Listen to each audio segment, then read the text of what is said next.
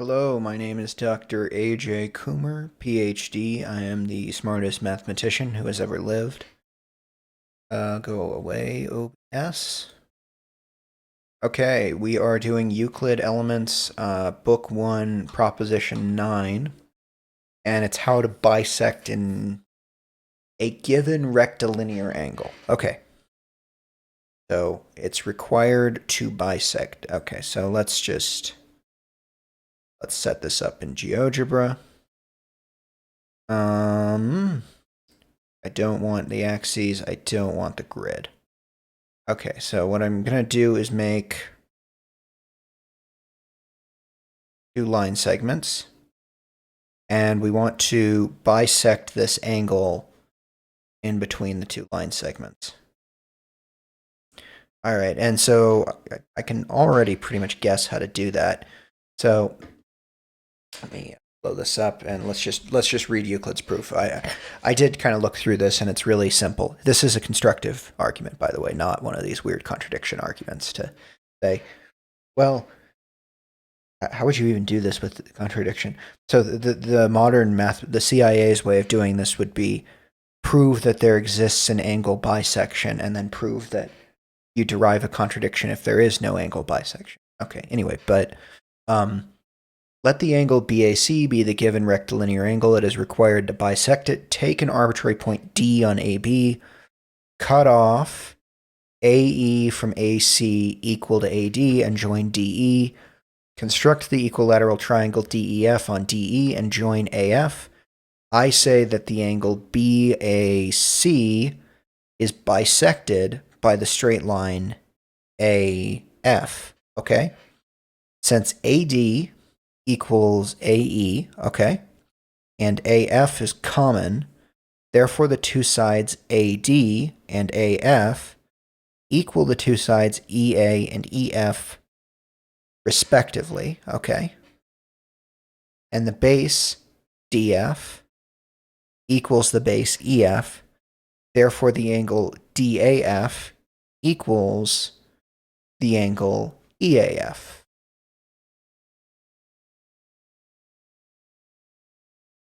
Okay, so this is like we're using our side-side-side congruence theorem, and in particular, this is, I think, why he was focusing so heavily on angles. I, again, don't think angles are a very good abstraction, but the important thing from the last proof, which I was not appreciating until after I listened to it, I had to go through and do all the timestamps, and the thing I was not appreciating was that the angle abstraction really is fundamental.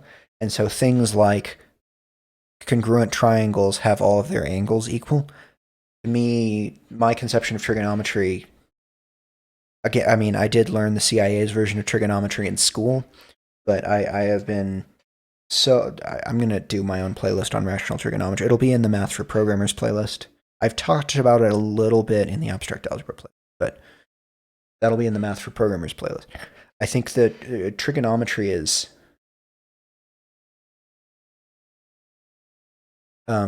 rational trigonometry, which again doesn't use angles at all, is just so much better. And so my brain is deprogrammed from thinking about angles, and I'm like, why are you talking about these? These are dumb. But I realized that up until 2000, Weilberger comes up with rational trigonometry. Angles really were fundamental to trigonometry.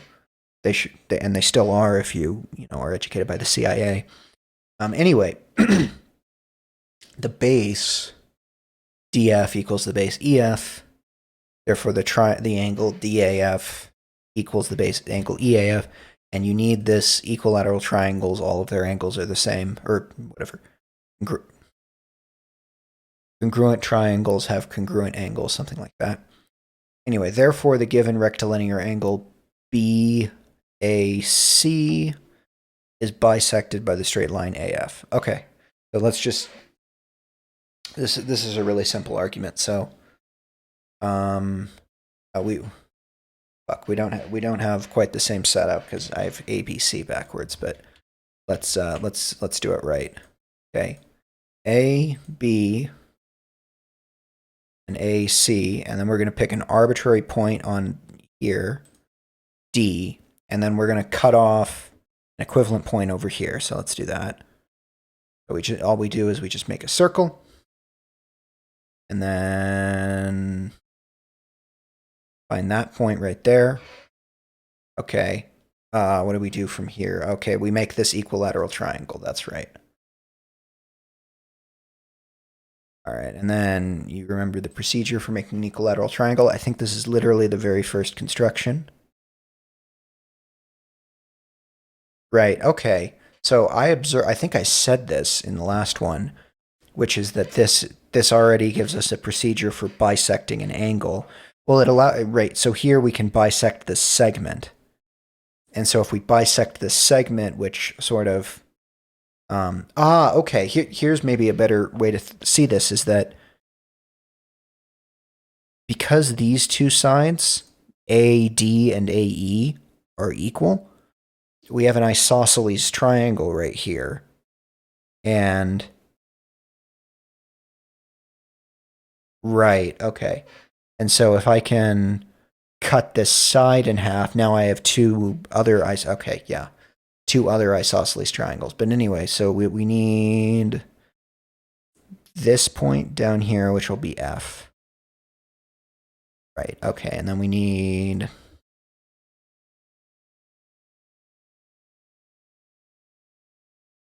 AF, and there we go. This is how that's it. All right, let's read the notes. Okay, I'm gonna make this look pretty for the thumbnail, but this is really simple. Here, save this. Euclid Book 1 Prop 9.ggb. This is really simple. Construction steps. When using a compass and a straight edge to perform this construction, 3 circles in the final bisecting line need to be drawn. Right? 1 circle with center A and radius AD is needed to determine the point E. Right? The other 2 circles with centers at D and E and common radius DE intersect to give the point F. The sides, right? Yeah, we didn't need this, did we? Yeah, we didn't even need this segment, did we? Yeah, we don't need the segment for the construction. We do need it for the argument. I see. Right. So here's the. Here, I'm actually going to delete. Let me explain. So let me actually go back and show you what we mean. So we want to do this. So we're starting from here, and we want to. Let me blow this up or.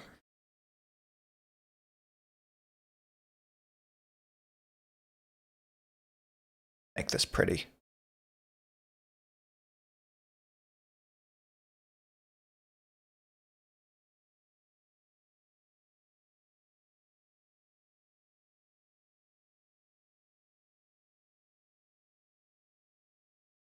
Okay, we want to bisect this little angle here. All we need is an arbitrary point here. And let me take these points and make them bigger and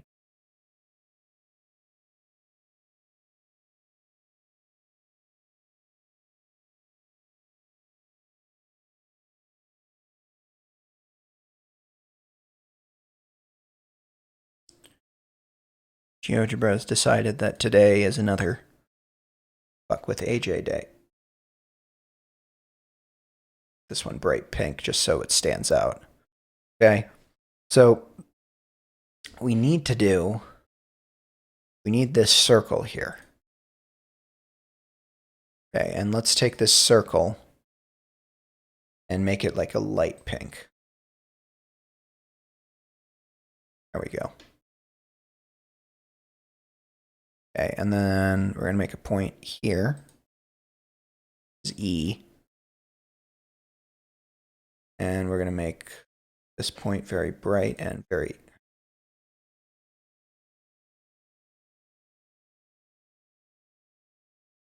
Why, when I click and drag, does it not drag?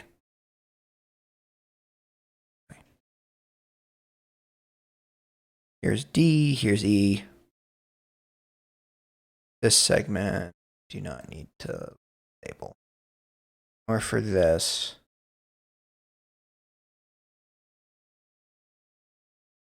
Or for this. Okay. Okay, now we need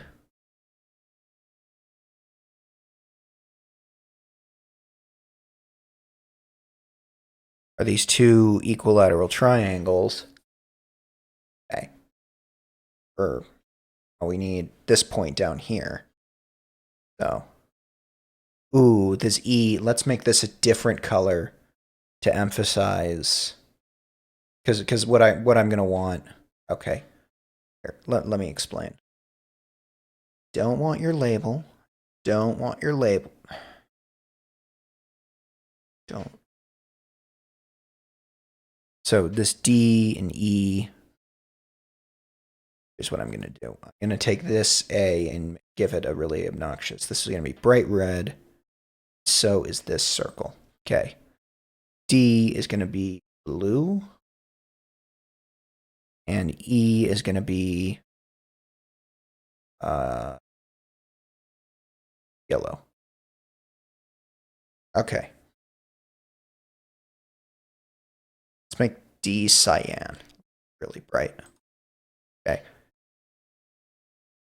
Okay, this is also going to be cyan. And this is also going to be...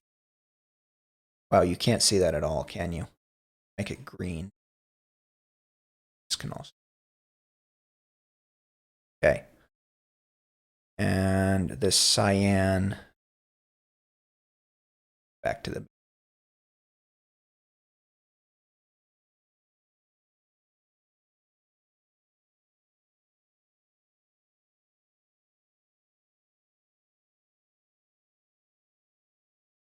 Okay. Okay. And then what matters is this point down here.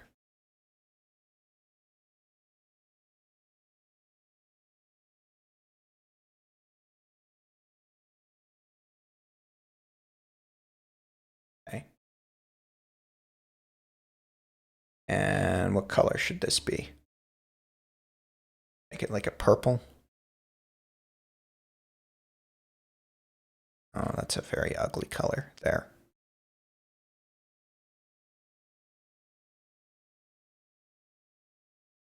There, that's good. Okay, and then... you know what? Let's make it red. And then we'll make this segment. And I don't want the label, GeoGebra. Never want the label.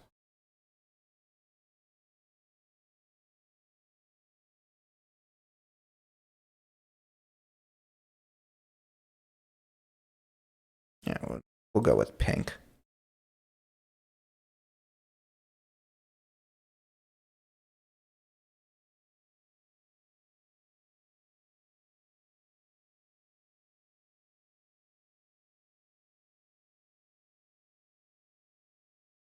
Okay, but the point is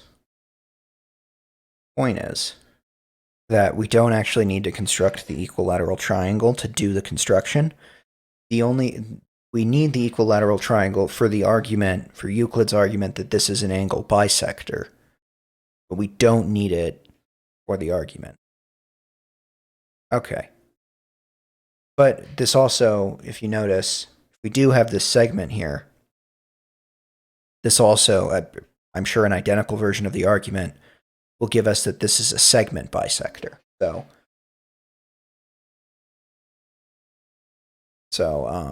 But maybe he hasn't built up the machinery to argue that yet. We'll have to see. Let's read the notes.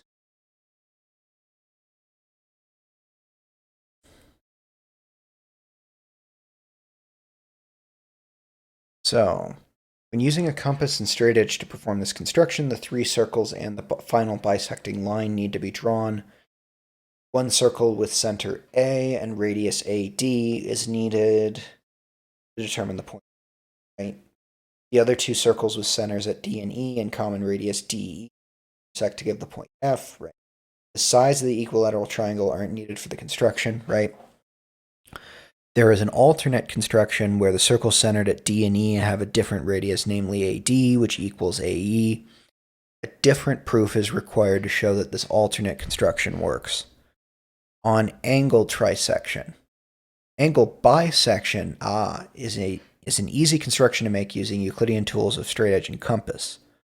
Also, line bisection is quite easy. Yeah, so that's going to be the next one, I bet. Yep, to bisect a given finite straight line. Oh, I back. Because it's literally just exactly the same. And division of a line into any number of equal parts is not especially difficult. See proposition 6.9 of equal parts. So division, okay. Dividing an angle into an odd number of equal parts is not so easy. In fact, it is impossible to trisect a 60-degree angle using Euclidean tools. The postulates 1 through 3. Euclid's predecessors employed a variety. Right, I remember reading about this in it was the history of math book. It was Morris Klein, Mathematical Thought from Ancient to Modern Times. Absolute joy to read. I love that book. It's a 3-volume book. I've only read through a little bit of the first volume. Absolute joy, absolute must read. Wonderful book to read. It's one of these books where I look. It's a history book. Like a lot of books, are just kind of like drags and hard to read. That book is really a joy to read. I really enjoy reading it. It's not. I think it might be in the public domain. It's pretty. I mean, it's not a new book. It's a pretty old book.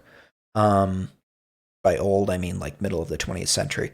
But it's a.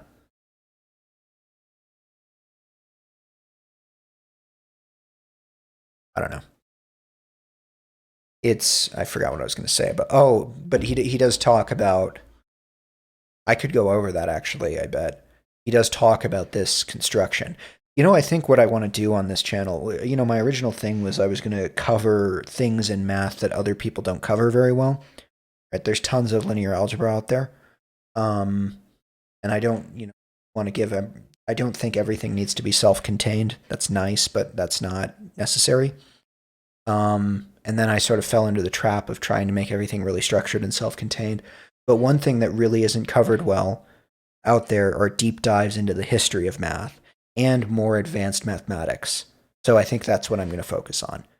And then things like what I was doing where I have this little, I think some of my best videos are like videos 5 through 13 in the abstract algebra playlist where I was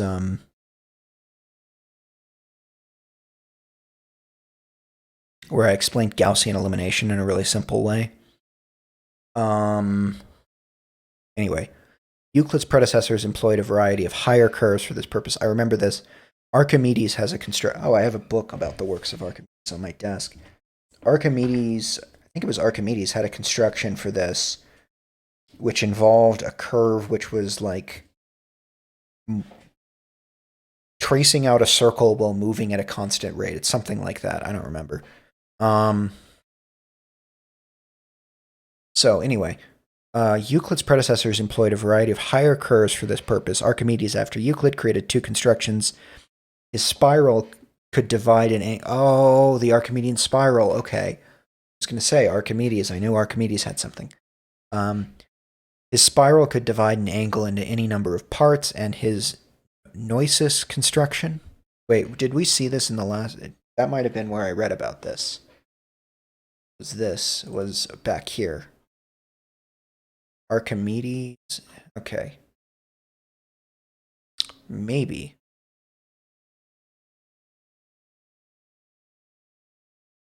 This might have been it. Let's read this. I think we read this, but I don't remember.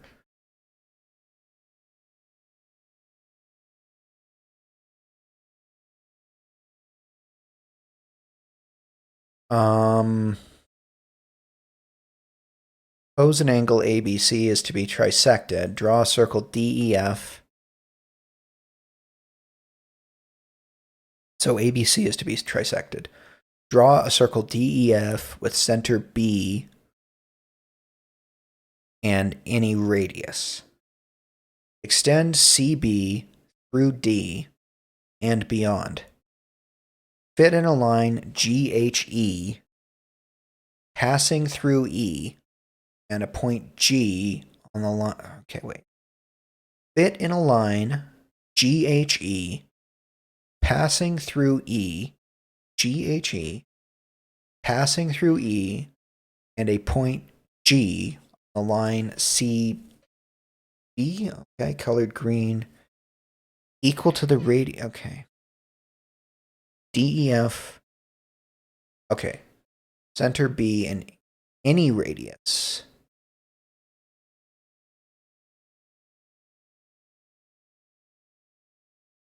Extend CB through D and beyond.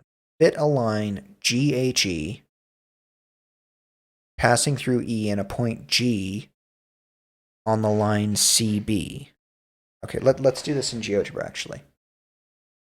This, you know. Uh-oh, did I delete everything? It's over here.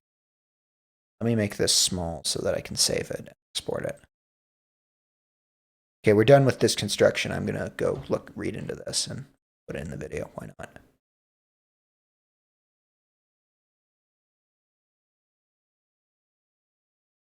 Okay, and one. So let's do this Archimedes. This I will also put this GeoGebra file up, assuming that we're able to figure this out. Okay. So CB segment CB. And what we want is to wait, so what do we have? We have ABC is to be trisected. ABC. Okay. And you know what? Do you want labels here?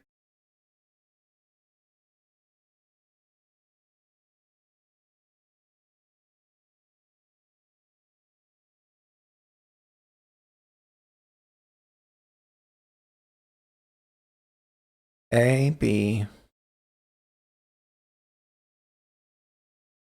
Why does it not have labels now when I want them?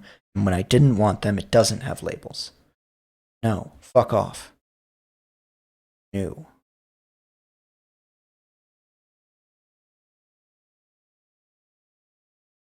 Okay, here we go.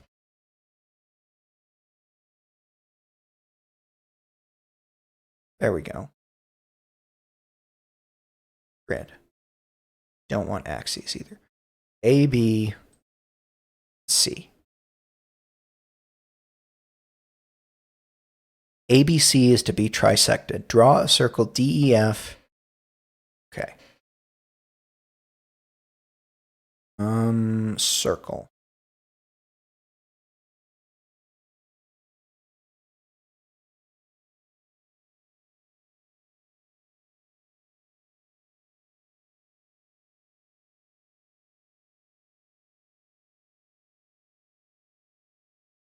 This is annoying.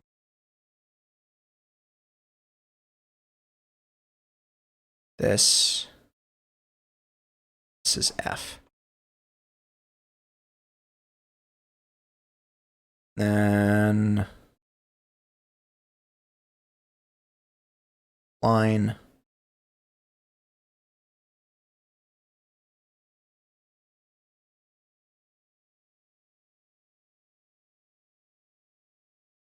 That point. Really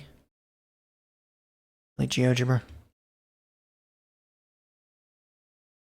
DEF with center B and any radius. Okay. Extend CB through D and beyond. Okay, we did that. fit a line GHE passing through E and a point G on the line CB extended so that a segment colored green equal to the radius BD of the circle starts at G and ends at a point H on the circle. Okay. Draw BH.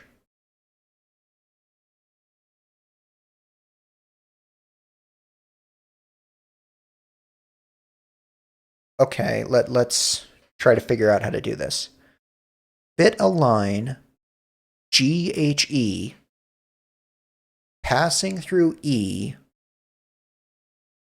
and a point G on the line CB extended so that a segment colored green. Okay, so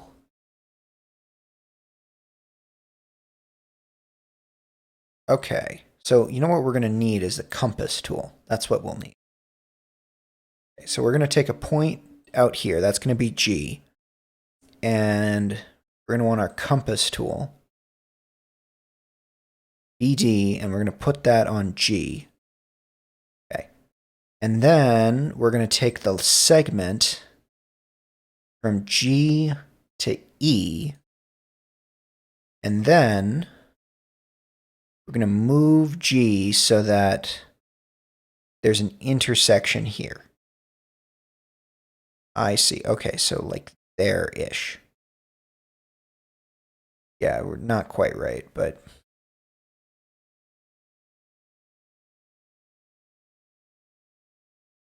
So this is like an Archimedes type.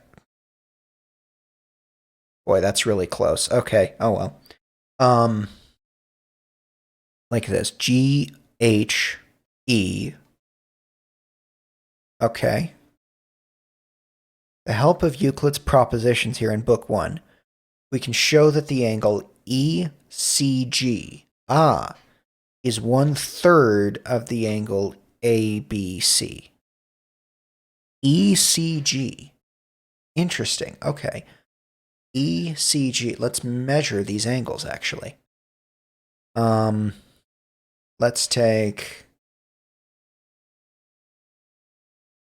How the fuck? Where's the angle measuring tool?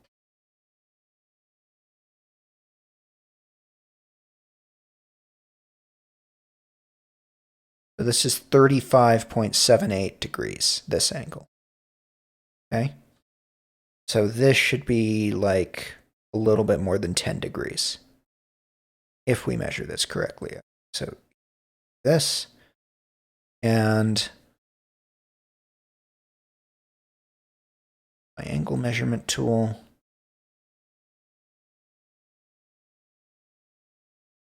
No, it's not. No, EGC. My apologies. Not. Don't need that.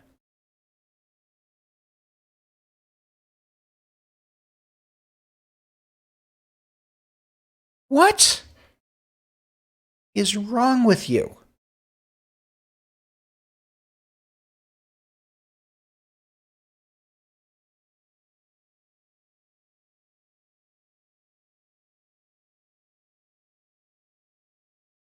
Okay, I think I've seen a similar looking construction somewhere. Yeah, okay. There we are. Can't remember where. So I've seen something that kind of looks like this.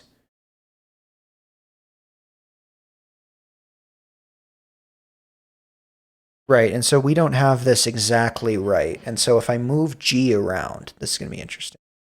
If I move G, so if I move it to here, we should get half. Of course we don't get half. Okay, it approaches half and then goes. So we should get like half here. So can't see that. So if we have it here, I remember this theorem, we'll get half the angle. Okay. And then the claim is that if we move it so that these lines intersect at the intersection of a circle, then it'll be a third. Okay. And that's a way to trisect an angle. Okay. So close to trisecting an angle, but not trisecting angle.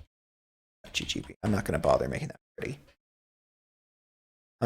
Since the lines GH, HB, and BE are equal, GH, HB, and BE are equal, GH, HB. So let's call this point, I'm just going to click in this general area, HB, GH, HB, and BE. GH, HB, and BE are equal. Therefore, the triangles GHB and HBE are isosceles. Therefore, by 1.5, the angle HGB equals HBG, right? Okay. And the angle BHE equals angle BEH, right? Okay. By 1.32, the exterior angle BHE. Okay, we haven't gotten to that yet. Okay. This is interesting. Okay.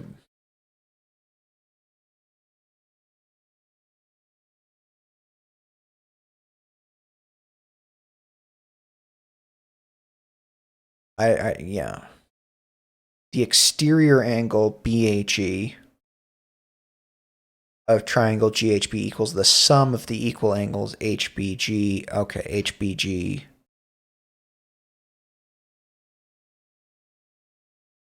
H.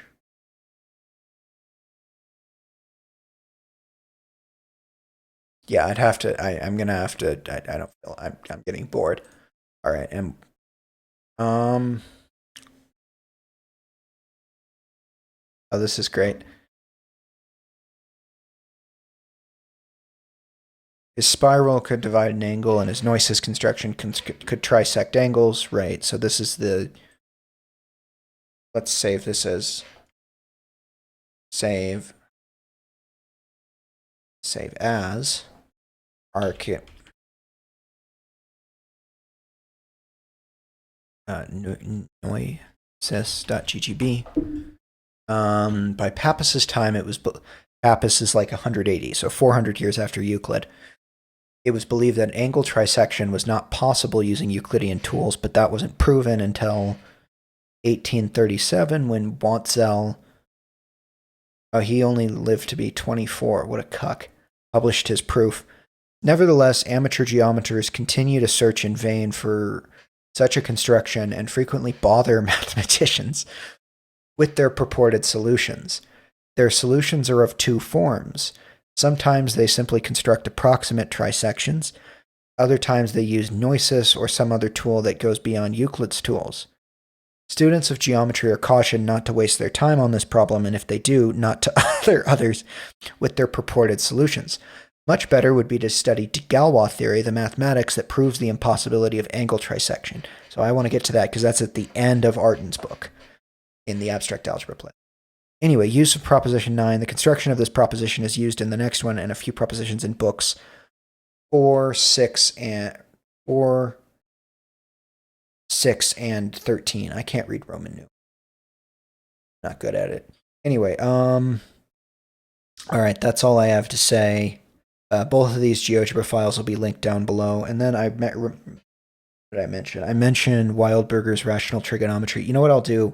I'll try to remember to link his playlist and his book. So let me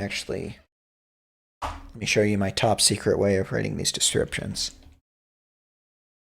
Book 1, prop 9 description. If I have a copy pasta, I just insert that, which has the website and all my normal links.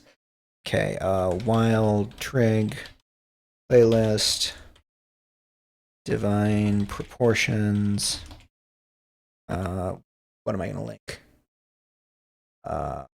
Construction, GeoGebra,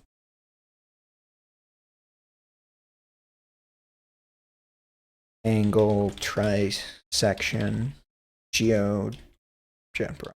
Okay. So this actually brings up something interesting about the way the CIA does math. Because this Noises construction, you notice that we were never quite, because like this point H, we zoom in really closely here. We zoom in really closely here. And you see I kind of quite missed. So this is a very CIA type argument. I guess Archimedes worked for the CIA. Which is kind of drag something until some condition is satisfied, but there's no way to like construct this point. It's sort of there's no way to do this exactly. There's no way to do Euclid stuff exactly either. A lot of this stuff it just appears exact because we can do it in such a way that it is below the level of machine precision. And I guess we could figure out a way to do this so that this was below the level of machine's precision. But the only way to do this properly computationally would be with something like Newton's method. And again, Newton's method is fine, but you have to understand that these are approximate. These are only ways that you can get approximate answers and never exact answers.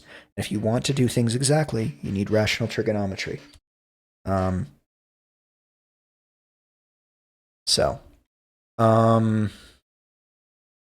right, I guess this will be the thumbnail.